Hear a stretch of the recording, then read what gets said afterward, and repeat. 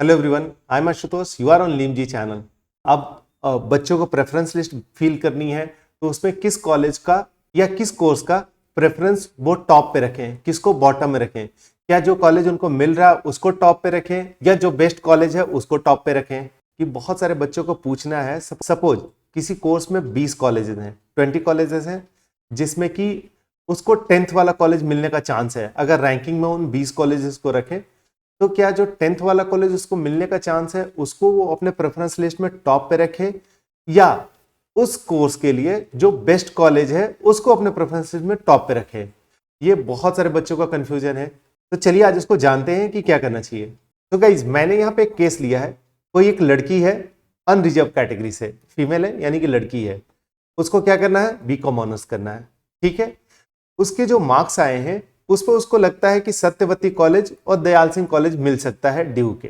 Guys, इस video में हम अपना डिस्कशन ड्यू के लिए कर रहे हैं, लेकिन अगर आपको दूसरा ऐसे किसी यूनिवर्सिटी के लिए या कॉलेज या प्रेफरेंस के लिए कंफ्यूजन है तो आप यही सेम प्रोसेस फॉलो करेंगे। अब वो लड़की प्रेफरेंस लिस्ट फिल करेगी तो वो किस कॉलेज को फर्स्ट प्रेफरेंस देगी।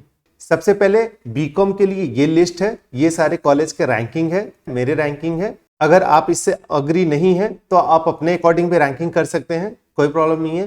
First thing. सेकंड थिंग कि अगर आप इससे एग्री हैं, कहीं कहीं कंफ्यूजन है, जैसे कि हंसराज, हिंदू, एलएसआर, ये सब एक जैसे ही कॉलेजेस हैं, तो आप इसमें से ऊपर नीचे रख सकते हैं। ठीक है ना, ये रैंकिंग वाली बात कर दी मैंने, बता दी। बहुत बच्चों को कंफ्यूजन हो रहा है, रैंकिंग में भी पूछ रहे हैं। मैंने ये रैंकिंग बहुत सोच समझ के बनाई है। अब बात करते हैं इस लड़की के लिए। देखिए, तो ये सारे टॉप 10 कॉलेजेस हो गए, ये 11 से 20 तक हो गए, यानी कि उसको 18 से 20th कॉलेज के बीच में मिलने का चांस है, यानी कि दयाल सिंह, सत्यवती, केशव महाविद्यालय, ये सब लग रहा है कि उसको मिल जाएगा। तो वो जब अपना प्रेफरेंस लिस्ट बना रही है तो क्या इनको वो उसको फर्स्ट प्रेफरेंस, सेकेंड, थर्ड ऐसे रखना चाहिए, या उसको इसको फर्स्ट, सेकेंड और थर्ड ऐसे रखना चाहिए। ठीक है गाइस, अब इस लड़की के केस को डिस्कस करते हैं। हमने देखा ना, इस लड़की को ये 3 कॉलेज मिलने के चांस है, दयाल सिंह, केशव महाविद्यालय और सत्यवती कॉलेज। लेकिन इस लड़की को अपना फर्स्ट प्रेफरेंस रखना है एसआरसीसी, सेकंड रखना है हंसराज, तीसरा रखना है हिंदू, चौथा एलएसआर। ये चाहे तो ये सारे एक जैसे कॉलेजेस हैं, इनमें आपस में चेंज कर सकते हैं। सपोज किसी को एलएसआर ज्यादा पसंद है तो हंसराज से ऊपर रख सकता है। लेकिन मेरा कहना यह है कि जो टॉप के कॉलेजेस हैं उनको आप टॉप पे ही रखिए।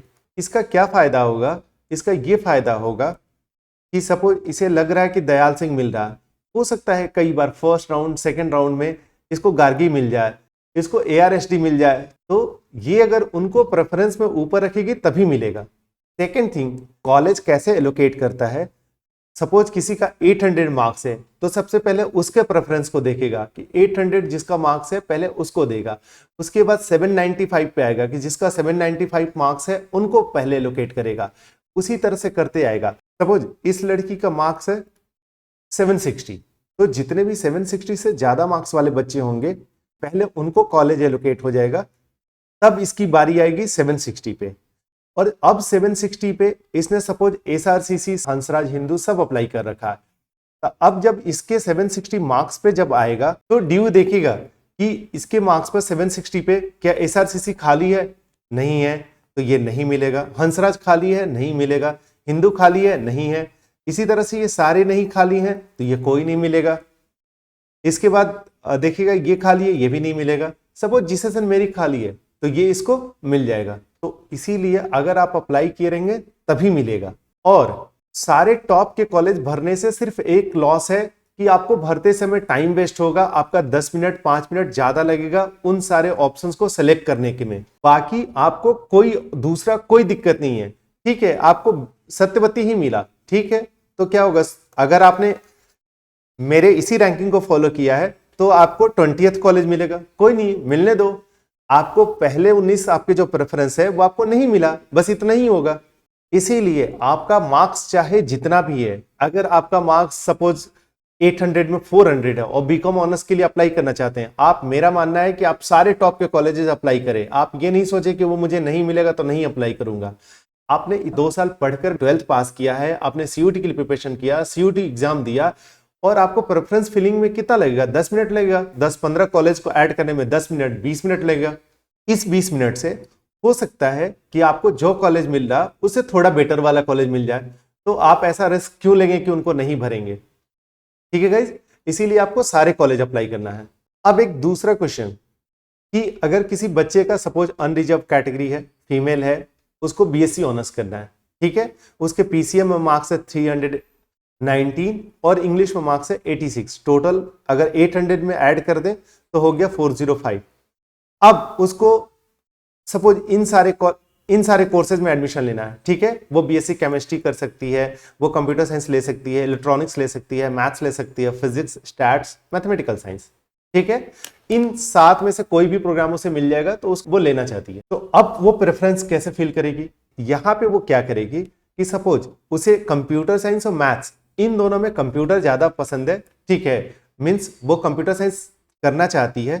तो अब क्या करो कि इन सारों 7 में से पहले अपने प्रेफरेंस चूज कर लो कि कंप्यूटर साइंस 1 पे है, मैथ्स 2 पे है, स्टैट 3 पे है, फिजिक्स 4 पे है, ठीक है गाइज, इलेक्ट्रॉनिक्स 5th पे है। यानी कि अगर मुझे कंप्यूटर साइंस नहीं मिलेगा तो मैं मैथ्स करूंगी, मैथ्स नहीं मिलेगा तो मैं स्टैट्स करूंगी, स्टैट नहीं मिलेगा तो मैं फिजिक्स करूंगी, फिजिक्स नहीं मिलेगा तो इलेक्ट्रॉनिक्स करूंगी, ऐसे। तो गाइज क्या कर सकते हैं यहां पे, अब आपका चॉइस है। अगर ध्यान से सुनिएगा, अगर इस बच्ची ने अगर ये सोच लिया है कि मुझे कंप्यूटर साइंस ही चाहिए, ठीक है, मीन्स इसका सब्जेक्ट पहले से डिसाइडेड है कि मैं कंप्यूटर साइंस लूंगी, ऐसे करूंगी, बीएससी में ये प्रोग्राम करूंगी, एक्स्ट्रा कोर्स ऐसे करूंगी, यहां पे मुझे प्लेसमेंट चाहिए, तब इस केस में क्या करना चाहिए इसे कि कंप्यूटर साइंस जितने भी 20 कॉलेजेस हैं सबके प्रेफरेंस लिस्ट में पहले उन 20 को रैंक वाइज रख दे, ठीक है ना। ऑफ कोर्स जिसका रैंक सबसे टॉप पे है पहले उनको, दूसरा तीसरा ऐसे रख लेगी, ठीक है। उसके बाद मैथ्स के कॉलेजेस को रखेगी, अगेन मैथ्स के कॉलेजेस को भी रैंकिंग वाइज रखेगी। उसके बाद फिर स्टैट के कॉलेजेस को, जो जितने भी 10 कॉलेजेस ऑफर कर रहे हैं उनको रैंकिंग वाइज रख सकती है। दूसरा, ये एकदम से श्योर नहीं है कि मुझे कंप्यूटर और मैथ्स दोनों में से कोई भी कर सकते हैं, तो मेरा मानना है कि इसे कैसे रखना चाहिए, इसे रखना चाहिए कंप्यूटर के टॉप कॉलेजेस को पहले लिस्ट पे, फिर मैथ्स के टॉप कॉलेजेस को रखना चाहिए, फिर स्टैट्स के टॉप कॉलेजेस को रैंक पे रखना चाहिए, और फिर पीछे के कॉलेजेस। अगर आपका कोर्स नहीं डिसाइडेड है तो कॉलेज भी बहुत मैटर करता है। अभी हमने एग्जाम्पल में देखा, अगर किसी को हंसराज मिलता है, किसी को सत्यवती कॉलेज मिलता है, सत्यवती कॉलेज में कुछ अच्छा प्रोग्राम भी मिलता है, हंसराज में थोड़ा खराब मिलता है, तो भी मेरा मानना है कि आपको हंसराज चूज करना चाहिए, अगर आपका सब्जेक्ट या प्रोग्राम पहले से एकदम पूरा डिसाइडेड नहीं हो तब, ठीक है गाइज। तो आपको प्रेफरेंस लिस्ट ऐसे ही भरना है। तीसरा, प्रेफरेंस लिस्ट में बीए ऑनर्स और बीए प्रोग्राम, इनमें भी बच्चों को बहुत कंफ्यूजन है, क्या करें। तो गाइज, एक तो मैंने इन दोनों पे वीडियो बना रखा है कि बीए प्रोग्राम और बीए ऑनर्स में क्या डिफरेंस है, क्या करना चाहिए आपको, लेकिन इन शॉर्ट मैं आपको बता देता हूं गाइज। यहां पे भी मेरा मानना है कि आप कॉलेज चूज करें, बीए प्रोग्राम और बीए ऑनर्स में कोई खास डिफरेंस नहीं है। अगर आप कोई ऑनर्स प्रोग्राम में आप आगे फर्दर एमए और रिसर्च नहीं करना चाहते हैं, तो जो लोग एमए और रिसर्च करना चाहते हैं वो तो फिर ऑनर्स कोर्स ले। अगर आपको रिसर्च नहीं करना, आपको सपोज यूपीएससी की प्रिपरेशन करनी है, आपको जॉब करनी है, आपको कैट देना है, तो कोई डिफरेंस नहीं है। इनफैक्ट बीए प्रोग्राम ज्यादा बेहतर होगा, क्यों, क्योंकि वो आपको अच्छे कॉलेज में मिलेगा बीए ऑनर्स के रेस्पेक्ट में। आई होप बच्चों मैंने आपका क्वेरी आंसर कर दिया। बहुत बच्चों को कंफ्यूजन था, बहुत सारे बच्चे मुझे लिख चुके थे, बहुत बच्चे जानना चाह रहे थे कि प्रेफरेंस लिस्ट में कैसे फिल करें। ये नहीं है कि बच्चे बेवकूफ हैं, बच्चे ये डबल श्योर हो जाना चाहते हैं, वो नहीं चाहते हैं कि इसके चलते कुछ गलती हो जाए, वो गलत डिसीजन ले। मैं समझ सकता हूं, इसीलिए मैंने इस पे वीडियो बनाया। आई होप ये वीडियो आपके काम आए। Thank you guys.